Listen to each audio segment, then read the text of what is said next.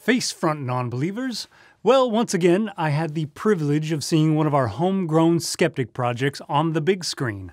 Principles of Curiosity is an educational documentary by Brian Dunning, aka the Skeptoid, or Brian Dunning from Skeptoid.com. Full disclosure, I know Brian. I'm friends with Brian, and I even helped out with the fundraising campaign for this film. So I am what you might call completely biased. And spoiler warning, I liked it. Now, more than like, because I'm not the demographic for this grade school style edutainment, I was impressed by this film. I was impressed by the sheer quality and production value that oozed out of every frame of this piece. Seriously, if I didn't know Brian and you threw this on and said, "Oh, this is a new series on Nat Geo," I'd be like, "Yup, sure is." Why does the host keep talking like that? From the titular animation to the camera work to the quality of footage, I honestly thought they shot in 4K. And of course, the lighting. Say it with me. Fuck your camera, fuck your lenses, give me lighting or give me death. Now, fair warning to those of you above the age of 18, or to you very jaded middle schoolers, this is an educational documentary for kids. If you want current adult-style entertainment promoting skepticism, check out Adam Ruins Everything, or The Chasers of the Checkout. So don't expect to have your mind blown like that first time you watched Penn and Teller's bullshit in the early aughts, and didn't realize how much they were relying on the Cato Institute. If there's one thing we should have learned over 6 years of bullshit, it's that institute is the Latin word for basement or patio. Though you will probably learn something new about these mysterious traveling rocks, which Brian has been researching for years. But I won't spoil his cunning explanation. You know, you can try and subvert basic storytelling structure your whole life, but the fact is, it works. Thesis, antithesis, synthesis. Or as my producer Randy Olson would put it, but, therefore. Again, if you are the savvy, skeptical viewer that all my subscribers are, this will not unlock your brains, nor will it act as a comprehensive course on skepticism. Brian had 40 minutes, and he used them very gracefully. If you try and cram your piece with too much information, self-appointed smart people might pat you on the back as they walk away to never watch your film again. But everybody else won't watch it in the first place.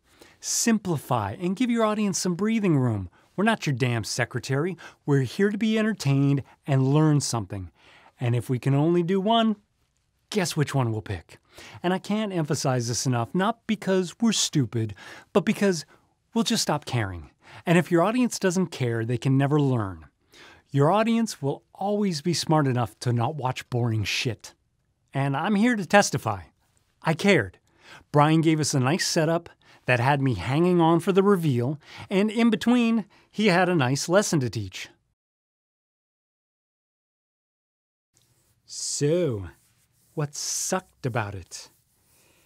Well, not much really.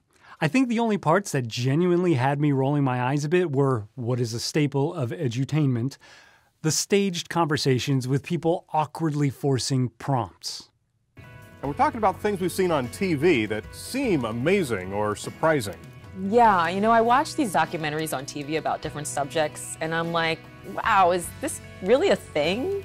Yeah, like the historical mysteries or ancient aliens or the unexplained files. Yeah, I hear these things and I ask, is this really unexplained? A bit painful, right? I mean, the biggest irony of this film is that the best and most believable performance was Brian Dunning's. And that should never be true about a Brian Dunning project that includes other people. Love you, B-Rye.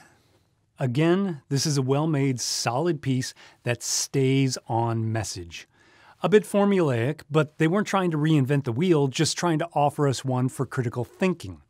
Someone needs to. I'm just glad that it's Brian and his crew of professional producers. If you want to see what happens to an otherwise good movie when you end up with an unprofessional producer, watch my review of A Year Without God. And please bear in mind that this is the first time I've publicly referred to anyone as unprofessional since 2004, when I was a part of an awesome sketch group that made it an actual rule we could no longer use that word. It's a good rule that I managed not to break for 13 years. Ironic update. Brian just announced a new project that is actually a collaboration with the producer of A Year Without God. So for you folks who successfully backed A Year Without God in February 2015 and haven't been updated since June 2016, good news! You can now give Emery $200,000 more. Okay, I'm being a dick. To be fair, Emery is not the producer.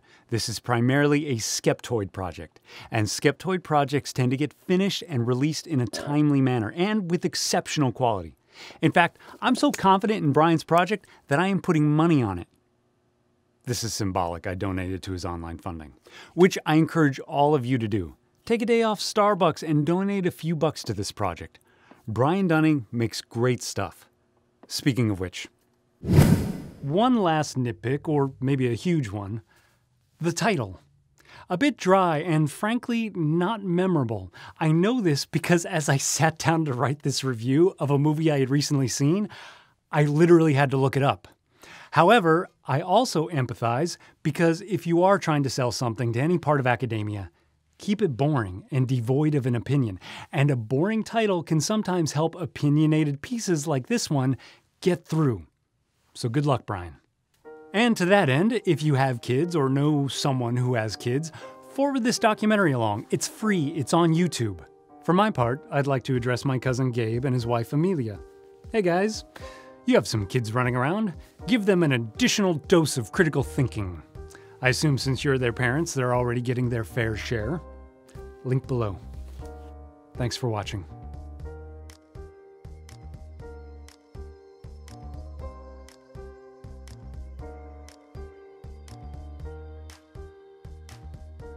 By the way, did you know that the Cato Institute thinks that humans started contributing to global warming in 1975? Do they think that's the year we invented the internal combustion engine? Cato is such an embarrassing resource.